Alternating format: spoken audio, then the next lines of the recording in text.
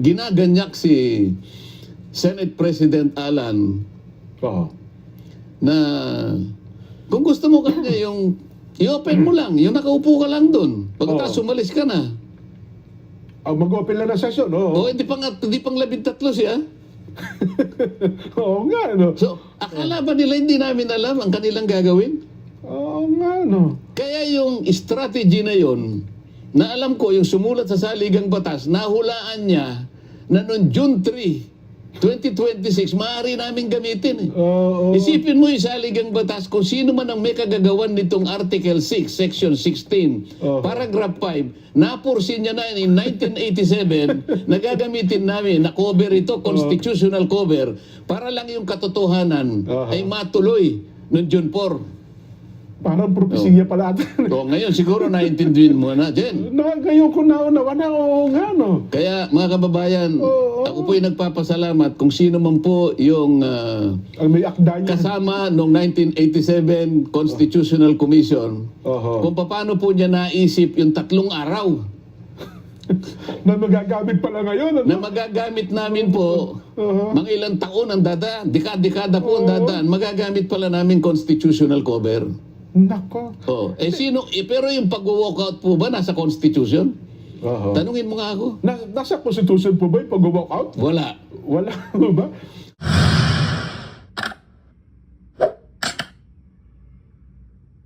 Yung walkout, mga kababayan, pwede nating ikumpara noong 1949. Okay? Kasi noon 10 din ang nag-walkout. Ganun po. Sampu yun. Historically, may kapareho eh. Opo. Kaya alam ko, baka alam na nila yung Abilino, kaya nila ginawa yun eh. Yung Abilino kasi dyan, kailangan may kwento lang natin kahit konti lang. Opo, 77 years ago Ang na pala. presidente ng Senado noon, 1949, ay si Senator Abilino. Okay. Kaya lang, merong titindig si Senador Lorenzo Tañada yata yun dyan, kung tama yung Yung matandang Lorenzo Tañada, opo. Meron silang pinoformulate na aksyon against the Senate President na di umano ay may connection sa corruption. Medyo naulinigan kagad ng Senate President, Abilino. So bago pa mag-umpisa, binang niya na yung gavel. Gavel. Sabi niya, the session is adjourned, sabi niya. In-adjourn ka agad, Nag-walk. Pagkatapos yung 10 kasama siya, nag-walk out. Nag-walk out. Kaya nga sabi ng Korte Suprema, hindi ninyo kayang i-terminate yung legally assembled quorum sa magitan ng pag-walk out ninyo. Okay? Dahil yung na-establish na quorum, nandun na kayo nung umpisa eh. Kaya yun ang quorum. Naulit lang ngayon, ginamit nila yun siguro, 10 din ang nag-walkout. Nakukuha mo ngayon, ha? Baka ginaya talaga nila pala, no? Kaya lang mali sila, dahil wala namang nawala sa amin. Nga. Si Senator Bato, hindi naman nila nadala sa The Hague. Ngayon, mapapansin mo, kaya ganun na lang ang kanilang pagsasakit na makuha si Senator Bato. Para sa ganun, noong May 26, talagang akmang-akma ang Abilino versus Cuenco. Kasi kung matadala sa The Hague, wala sa jurisdiction. 23 lang ang sana ngayon ay nasusubaybayan ng mga kababayan natin. Yun pala. Balikan mo ngayon kung bakit ganun na lang ang pagsisikap at pagsasagit na mahuli si Senator Bato. Una, para hindi kami makakuha ng 13. Para sa ganun makuha namin ang liderato. Pangalawa, ay para sa ganon, makasiguro sila na kung ano man ang mangyari sa susunod na mga araw, si Senator Bato, wala na sa jurisdiction ng Pilipinas. So talaga palang ang kasama sa plano pala talaga. Baka akala ninyo, hindi namin alam. Hindi namin alam yan. Ngayon, balikan natin. Ang tanong mo kanina, ulitin mo nga. Bakit daw kasi naman nauna kayong nag-adjourn ng 3 araw bago absent kayo? Hindi ba nung nag-walkout sila, sabi nila, hindi walkout yun. It was a legislative strategy. Tuwang-tuwa nga sila doon sin eh. Naisahan daw nila kayo doon eh. Naisahan daw kami. Yun akala nyo.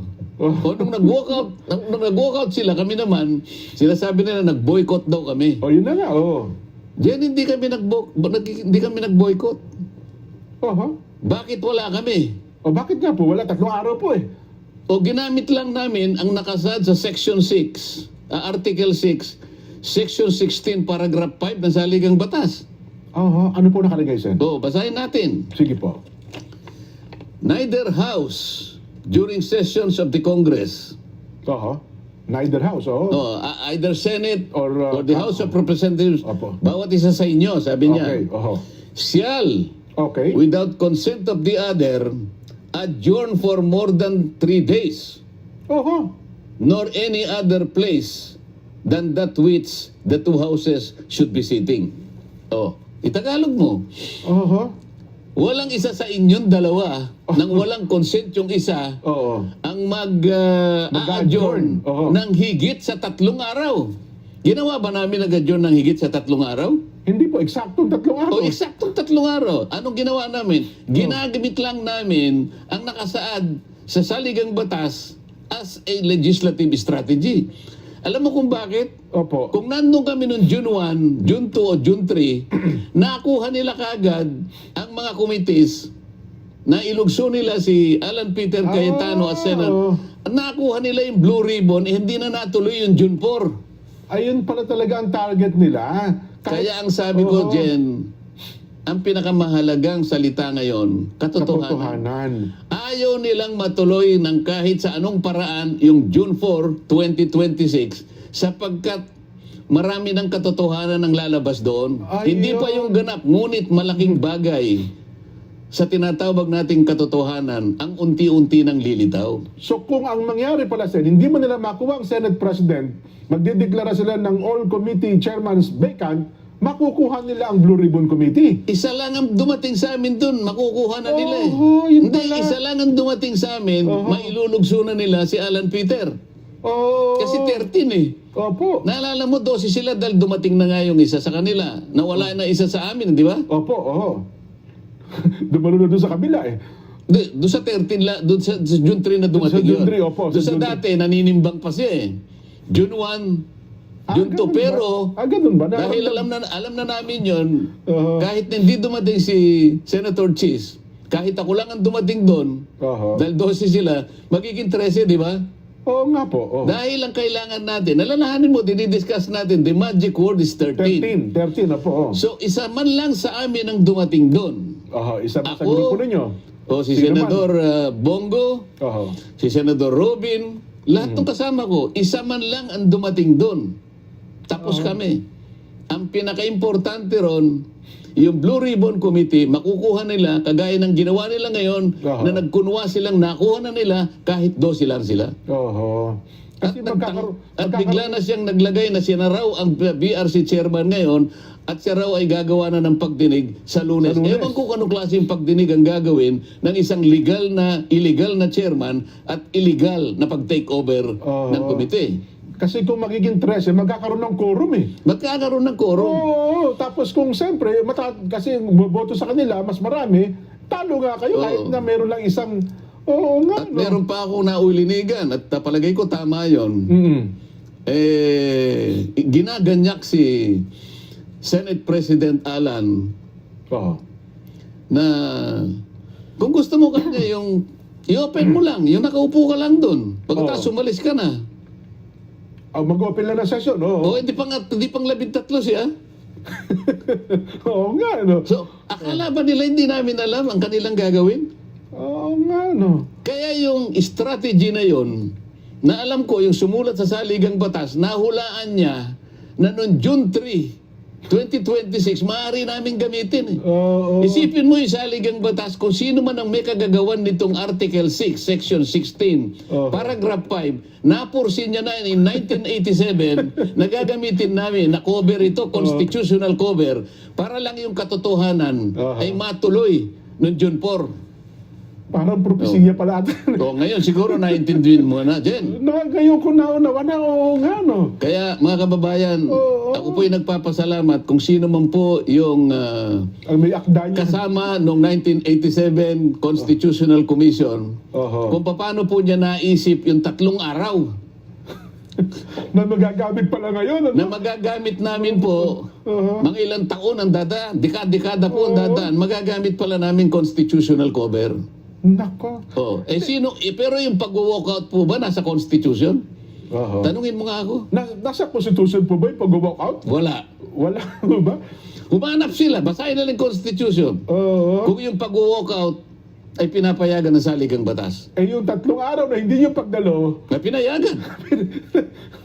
Ulitin ko po, sige. mga kababayan nakikinig. Oo. Article 6, Section 16, Paragraph 5. Oho. Kung sino man po yung sumulat noon. 1987 ito, Jen. Opo, 1970 Constitution na. 2026 na tayo. Opo. Ilang taon yon? Pakikompute. Mathematician, Oo. cameraman. Oo. Yan, may hawak na no. Ilang taon na yon? Oo. 1987. Kahina To nitong mga 2026 mathematician minus natin. 1987. Ilan? 39 years na po. Oo. Tama ba? Isipin mo, sinong makapagsasabi na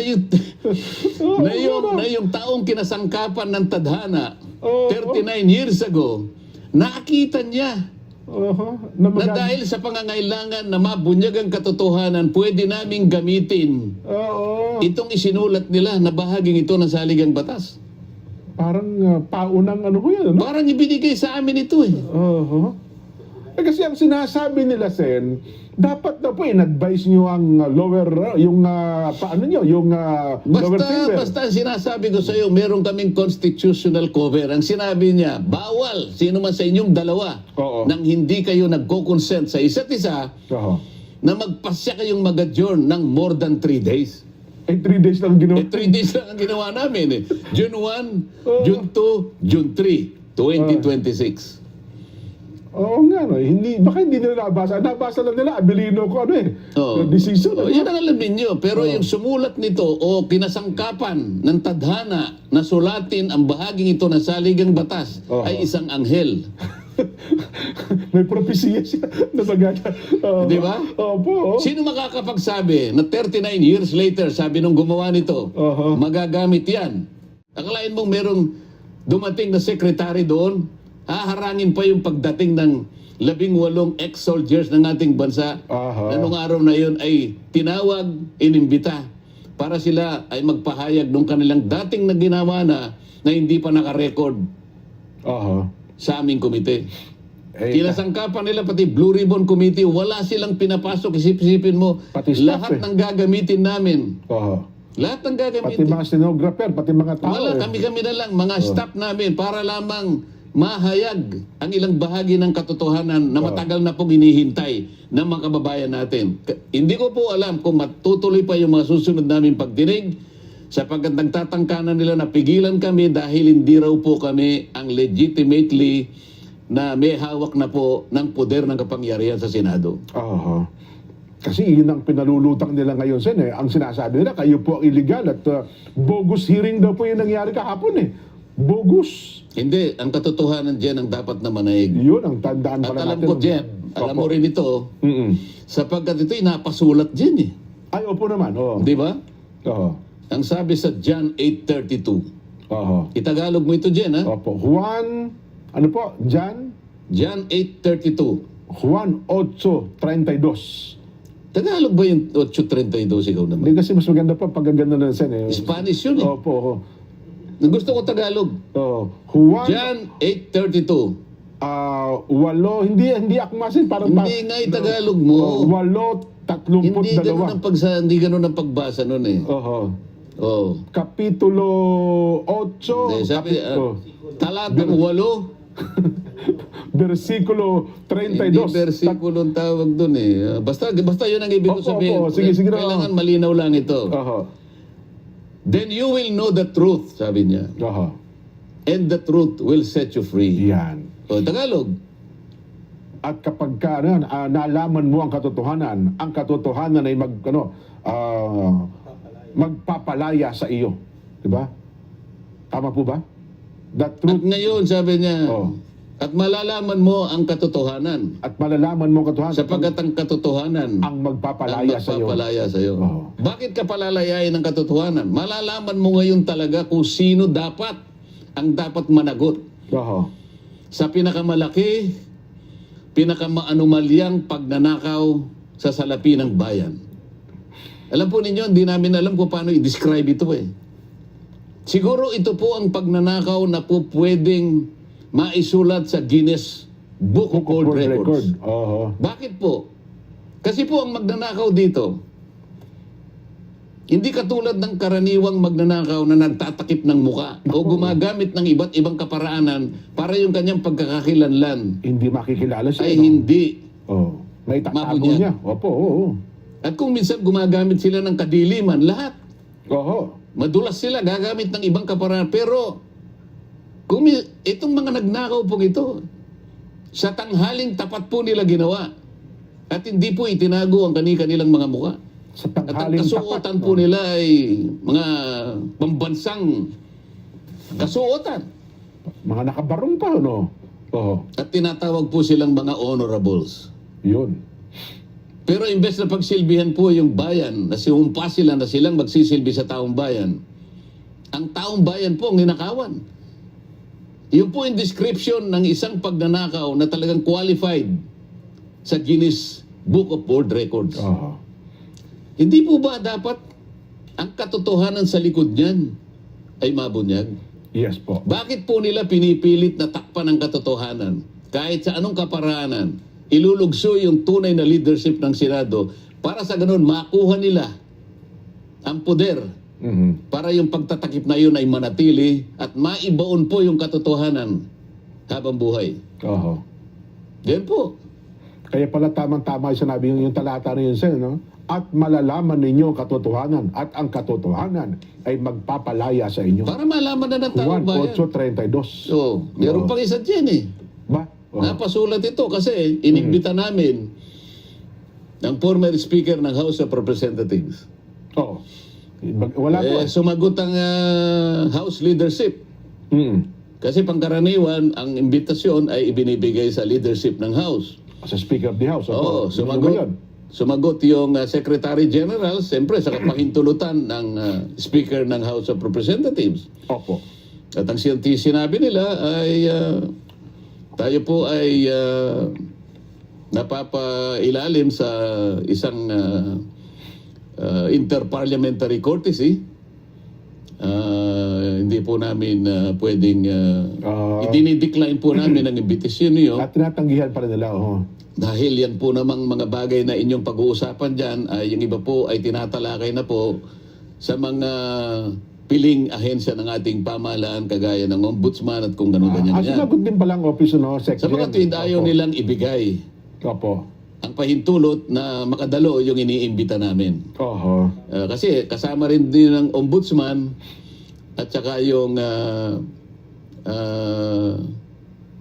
Opo. Representante po ng DOJ, di ba? Marami po kayo. ombudsman o representative, Opo. yun naman DPW at secretary or representative. Yun naman, Opo. Pati DBM. wala naman silang sinabi, basta na hindi na lang sila dumating. Mhm. Ang sinasabi ko lang na nag-decline ay yung House of Representatives dahil nga doon sa ganong Oho. Oho. sa ganong kadahilanan. Ang masasabi ko lang, nung una kasi, ganun din ang ginawa nila nung panahon na ang chairman ay si Ping Lacson dahil daw meron ng ICI noon na nabuog naman. Ganun din ang bali pangangatwiran na ginawa. Opo. Eh sabi ko naman, paano hindi natin iimbitahan sa sarili ko lang namang ano ito?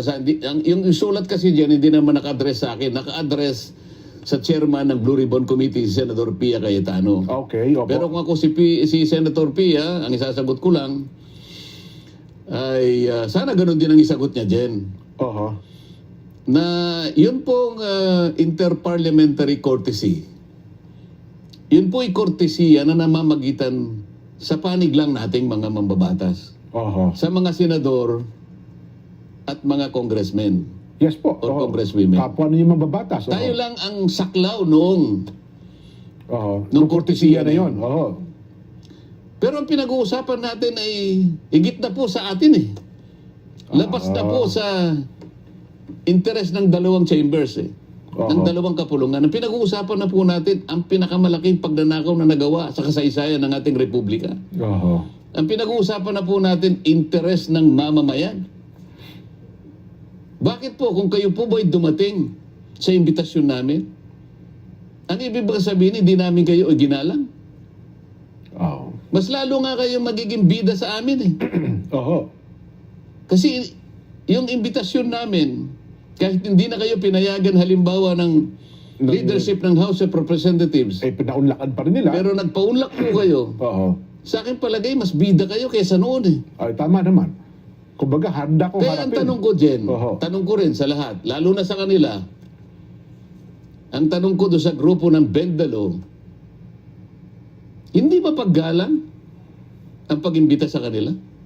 Oo. Kung dumating ba siya, nawalan ba siya ng karangalan? Oo. Binastos ba namin siya kung dumating? Tatanungin ka lang eh.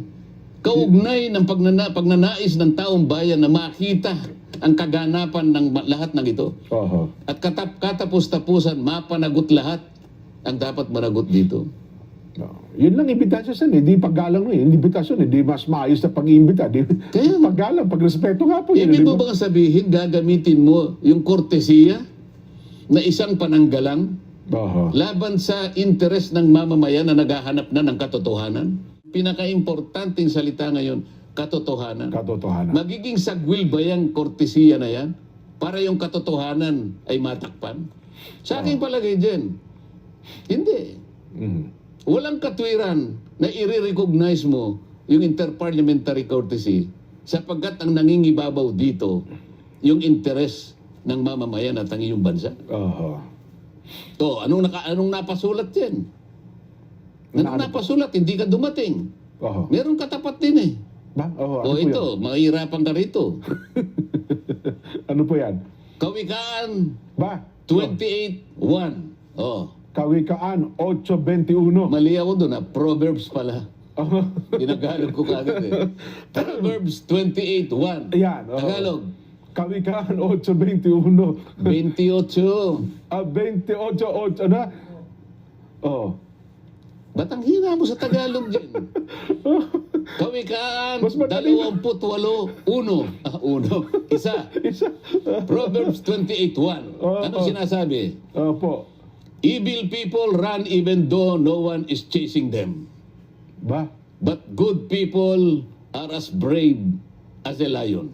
Alam mo, ito ay kinuha ko sa International Children's Bible at saka New Catholic Bible. Oho. Parehong-pareho. Ulitin ko, evil people run even though no one is chasing them. But good people are as brave as a lion. Yan. Oh. Translate, Tagalog, Tumatakbo ang masama. hindi ganun din. Ang gusto ba pati evil ho ba? Ulitin ko. Evil people run even though no one is chasing them. Aha. Ang mga masasamang tao ay tumatakbo kahit wala naman tumutugis sa kanila. Yan. Opo. Pero ang mabubuting tao ay umuungol, ay kasing tapang ng isang leon. Yan. Humaharap na kasing tapang ng leon. Opo. Ito pa. Ginamit ko naman yung New International Reader's Version. Pareho rin. Oho. Oho. Sinners run away even when no one is chasing them. Oho. But those who do what is right are as bold as a lion. Yan. O yan. Talagang tumatakbo yung masama, ano? Kahit walang Diba? humahabol talaga sa kanila. Umiiwas talaga. Paiwas talaga. Oho. Isip-isipin mo, wala namang umahabol sa'yo, takbo ka ng takbo. Samantalang yung walang kasalanan, Eh, parang leon talaga, hinaharap yan, Sen. Oo. No? Oho. Mabigat. Eh, ang kasi yung matatapang, Sen, ang sabi nila eh. Di ba? Merong nagpadala sa akin dito. Oh. Yun daw mga nagagalit sa iyo ay mga papahiya at mga lilito, Sen. hindi sa akin yan. Alam ko kung kanino referensya. Huwag mong gagamitin yan. Hindi sa akin yan. Oh, sige. Oh, sige. Magkakasala ka dyan pag ginamit mo yan. Hindi na, alisin na natin Alam yan. natin ang lugar natin dito sa daigdig. Yan, opo. Oo. Ang gusto kong puntahan ngayon, Sen, sabi nila, hindi, kami ang kinikilala ng Malacanang eh. Kami Ay, wala tayong ang magagawa. kinikilala ng Malacanang na legal. Ang pagkilala sa haligang batasan dapat kumilala sa'yo. Hindi dapat kung sino-sino lang. Oho. Sa haligang batas, ang pinakamataas na batayan ng lahat ng gagawin natin sa Senado. Opo. Kahit kinilala ka pa ni Vladimir Putin o kung sino mang presidente, kahit kinilala ka pa Oho. ng pinakadakilang tao sa daigdig. Wala akong pakialam doon. Ang sinasabi natin na saligang batas, ang magbibigay sa iyo ng authority, ng legitimacy, Opo. ng legality ng lahat ng gagawin mo.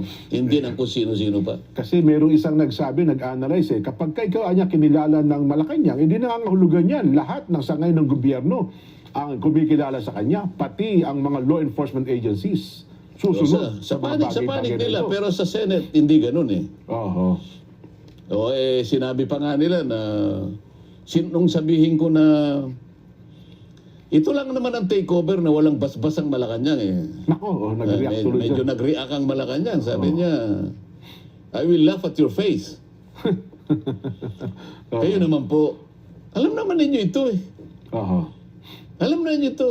Since kopong-kopong po, hindi po pwedeng malagay ka na Senate President kung walang basbas ang Malacanang. Totoo. Oho.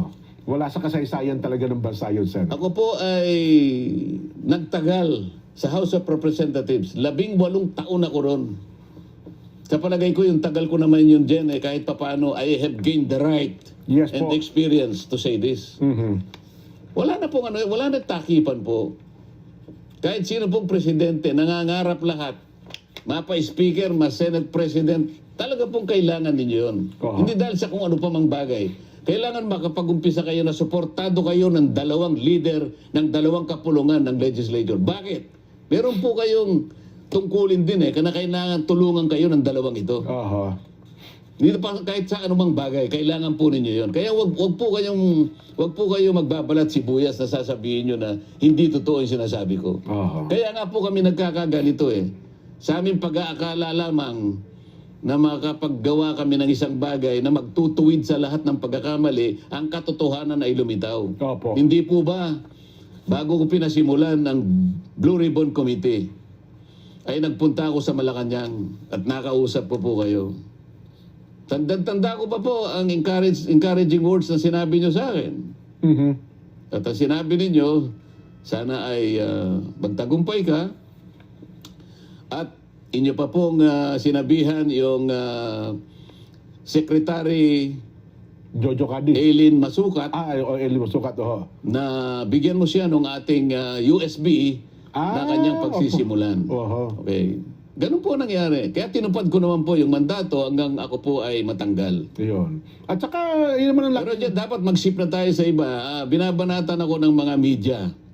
ganun ho ba? Oho. So sa kanilang pagtatakip sa katotohanan, yung sinabi ko ng marami sa inyo ay bayaran, binubugbog nila ako ngayon. Ito ang ginagamit nila, imbes na yung katwiran ay lumitaw, ginagamit nilang pagtatakip ito. Opo. Basahin mo ngayon yung 2 malalapad na dyaryo dyan.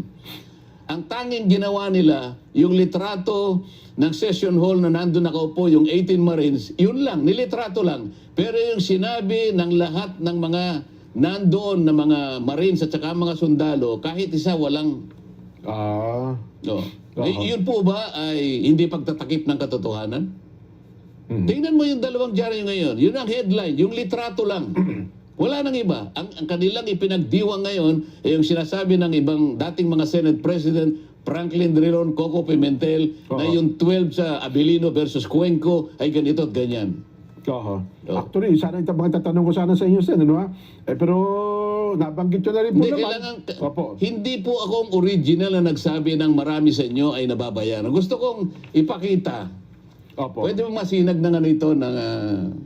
Pwede nyo bang ipasinag para makita ang librong ito? Ano ang title ng librong ito na hawak ko? Ayan. Oho. Babasahin ko dyan, ha? News for Sale. The Corruption and Commercialization of Philippine Media. Hindi po ako nagsulat nito. Ang nagsulat po nito mismo ay kasama ninyo eh.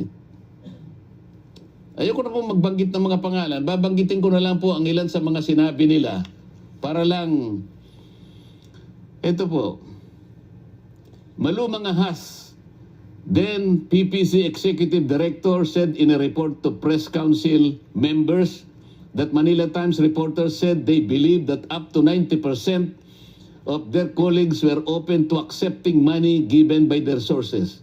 The practices, this reporter said, reporters cited the following reasons for accepting bribes: The system itself, they're having gotten used to it, peer pressure, and acculturation, a lack of understanding of journalism and journalism ethics, and the need for caste. When asked about specific cases of media corruption, they know about reporters recited a litany of sins. Reporters receiving monthly retainers from 5,000 to 10,000 pesos. 2004 edition lang po ito, ha. Finance foreign trips, night outs in pubs, sauna baths and restaurants, contract brokered by corporation with promised commissions in exchange. 5 to 6 figure sums paid for various services, even 1 million peso fee, good for 2 years for a group of reporters tasked to set up a consultancy agency by their sources. Napakarami pong gusto kong basahin dito eh. Hindi po ako nagpasimula nito. Corruption is damaging the media's credibility and undermining their potential as an information source and as a tool for strengthening Philippine democracy. The excesses committed by corrupt journalists have eroded the goodwill that the media should otherwise be enjoying because their role in chronicling and making sense of important events in the nation's turbulent history. Instead, corruption is fanning popular skepticism and cynicism about journalism. Many citizens now think that media are grasping and greedy lot, as corrupt as the politicians they report about. Ang dami nito, Jen. So, hindi po ako nagpasimula nito. Ngayon po ay makikita natin ang manifestations as ebidensya. Kagaya na binanggit ko kanina. Opo.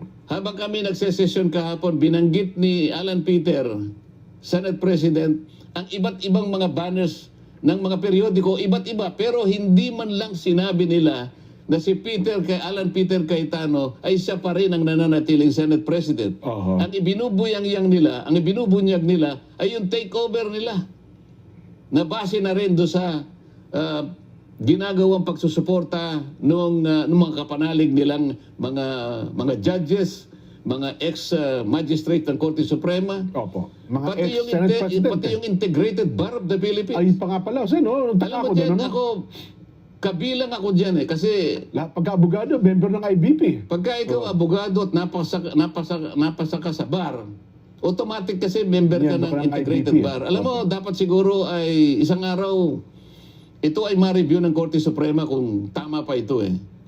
Kasi mandatory kaming member niyan. Kung ako dyan, meron lang power na sabihin ko sa Korte Suprema na pwede bang tumiwalag na ako dyan, titiwalag ako dyan eh. Bakit? Gagawa sila ng posisyon without even getting the feedback from their members. Siguro yung Pangulo ng IBP ngayon o kaya yung kanyang Board of Directors lang ang nag-usap-usap, 3 o 4 sa kanila. Pagkatapos, tatangkay nilang sabihin ito yung posisyon ng entire IBP. Integrated Bar of the Philippines. Kasi nakalagay-lagay, National President, IBP, para bang yun ang paninindigan ng lahat ng abogado? Hindi totoo yun, Jen. Kailanman hindi magiging paninindigan. Sabi ko nga sa iyo, kahit na mga bar plankers, alam nila na yung Abilino versus Cuenco, hindi aplikable. Ang doktrinang natanghal dyan, the doctrine that was established in Abilino versus Cuenco, is that any member of the Senate who is outside the Philippines is already outside the coercive jurisdiction of the Senate. Alam mo kasi sa LGU, Jen, sa mga abogadong nakikinig po, tingnan po ninyo yung La Carlota cases. Pati yung kaso. Pati yung kaso ng Zamora versus Caballero. Sinasabi dyan, kapag kayo'y wala sa Pilipinas, ito LGU na lang ito, Jen. Local government wala kayo sa Pilipinas, you are outside the coercive jurisdiction of the Sandigan Bayan or provincial, provincial board office. Panlalawigan. Pamahalaan panlalawigan. O kahit na barangay council. Yan po yung doktrina ng in-establish ng Korte Suprema. Pag wala kayo sa bansa, you are outside the coercive jurisdiction or order of either the Senate or the respective local government council. So yun lamang po yung doktrina. Wala pong sinasabi na kung 12 ay po pwedeng maging basihan ng quorum. No. Wala po sinasabi. Ang saligang batas po ang final arbiter. At sa Senado naman po, ang tuntunin ay siya po ang dapat na masunod. Yun. Baka nandiyan yung ating ipinaano kay para Direk, discuss sige natin. nga po, Direk, Direk, ibigay mo ihapon ngayon. natin, ilang minuto? Ayan, Sen. O yan, ikaw nagbasa doon sa party ng Verde, Jen. Tingnan mo nga. Palakihin nyo nga yun. Paki-zoom in mo nga yung with 12 senators presented. Yung naka-Verde. Opo. Pwede bang i-zoom yun? Business obsession. Hindi, meron naka-Verde, di ba? Kaya po, paki-zoom mo nga, direct, para na sa ganun ay mabasa natin. Parehas kami malakong. Yan. Para na sa ganun ay may share natin. No? Taas mong konti para mabasa natin. Oh. Wala, dahan-dahan. Nasa Verde. Yeah. Oh. Explaining that of... Hindi yung nasa Verde lang ngayon, yung Ito, with yun the... Mag-umpisa ka sa with. Ayan, yan na nga po. With 12 senators present, Oo. the chair declared the presence of a quorum. Oo. Kasi Opo. ginagamit nila yan dal 12 eh. Oo. Tuloy mo. Explaining that of the total membership of 24 senators, 4 senators were out of the country and therefore were not counted in the determination of a quorum. Okay. So, Oh, 4 ang wala, 24 minus 4, 20 na lang. 20, yes po. So, ano yung quorum? 11? 11 po. O kaya yung 12 pwede na. Sobra pa po So, sa amin. alam nila yan eh. Oho. Ibig ko sabihin, ang doctrinal issue dito, pag wala ka sa bansa, Hindi ka kasama sa hindi ka bilang. kasali. Opo. Pagkatapos, hindi nila alam yung special session na tinawag ni Pangulong Duterte nung nagkaroon ng COVID-19 Opo. na sinasabi ron 12 din ang ito yung binabanggit nila eh. Oho. 12 din. Pakita mo yung isa ngayon, yung naunang binigay ko sa iyo direct. Para lang makita. Ayan. Ayan Yan yan, ba Jen. yung roll call. Doon sa roll call, ang nandun lang 12, sabi niya. Makikita mo yung 12 ang mga pangalan dyan, ano? Yes po. With 12 senators present, sabi niya sa baba, The the chair, chair declared the presence of a quorum. So 12 na naman, ano? Yes po, oo. Ginagamit nila yan. Senators Angara, itaas mo. ayan. Senators Angara, Binay, De La Rosa, Drilon, Ontiveros, Marcos, Pangilinan, Pimentel, Villanueva, Villar, and Subiri were unable to physically attend the session. Okay. Opo. Okay? Mm. So bakit nila ginawang with 12 senators? Kasi, Jen, hindi nila sinasabi, 8 dyan sa mga binanggit ko, nag-phone patch. Nag-phone patch. So 8 plus 12, Oho. 20 na naman. Oho. Ano yung quorum? Di 11. Kaya 12, tama na. So, mobra pa isa. Yan po yung yan ang hindi nila po sinasabi sa inyo. Diyan po sa 11 na wala, yung 8 po ay nakapag-participate by way of phone patch. Kasi nga po, meron pong COVID-19 noon, kaya pinayagan yan. Oho. Wala pang teleconferencing noon eh. Yes po. Phone patch lang ng So sa time. phone patch po, yung 8. Oho. Hindi ko lang po madistingi kung sino sa 8 ang nakagawa ng paraan para sa gano'y makiayon doon sa agenda tinatalakay nung 12. Pero yung naatasan ay mayroon daw hindi pangkaraniwang pangyari kasi nga COVID. Nung Kaya time. sa mga tweet, mabigat talagang pananagutan na 13 talaga. Opo. Ang circumstansya lamang na pwedeng magbago yung 13, alam na natin, wala. Sa bansa. Wala sa bansa. Yung iba naman, true phone patch nakahabol. Oho. So hindi magbabago yung 13. Immutable yun. Oho. It's an immutable rule. Yung quorum ay palaging 13. Labas sa 13, lahat ng gagawin mo, walang quorum. legitimacy, Walang. walang legality, Oho. walang regularity. Nako. Pero paano ano mangyayari sa Lunes, Sen? Kasi na-expect Hindi ko naman na. ako manghuhula. Bakit mo ko tatawagin? Hindi, pero sabihin, ano magiging larawan sa Monday kasi Sana man lang. ipatatawag din daw yung 18 eh. Ako hindi ko alam kung anong mangyayari. Pero ako, ang ano ko na lang, ang pag-asa ko na lang. Opo. Sana yung wala sa katwiran, aminin na nila. Sana maayos namin sa isang paraan na maaminin nila kung ano talaga yung nasa batas. Oho. Kung ano talaga ang nasa saligang batas. Mhm. Kung ano yung nasa tuntunin mismo ng Senado. Madali naman, kagaya ng pinaliwanag ko sa iyo, huwag na nilang gamitin yung mga jurisprudence ng pamali. Kahit na bar flankers dyan, tatawanan sila. Aha. Eh lang lalo naman, yung nagkukunbang merong legal background. Lalong-lalo naman yung nagsasabi na let us bend the law. Aha. Pero, Sen, ang epekto nito siguro kung tanong ko na lang, Wala nang time, ano? Yun na nga po, gusto ko sanang itanong sa inyo bago tayo magtapos paano matatapos ito, Sen, sa kapakanan ng taong bayan? May... Ako gusto kong matapos ng maayos. Oho. Hindi ko alam sila kung gusto na rin matapos ng ganun. Oho. Mukhang malaki na epekto nito sa buong bansa, Sen, ha? Aminin man natin o hindi, mabigat po ito nangyayari Sana sa atin. naiintindihan nila yung sinasabi mo. Oho. Sana yung tanong mo na yan ay naririnig nila. Oho. At sana maisip nila sa kanilang puso Mhm. na mali sila at pumayag silang ayusin namin sa pamagitan ng mga batas, sa panig mismo ng saligang batas. Ayun. Yung mga...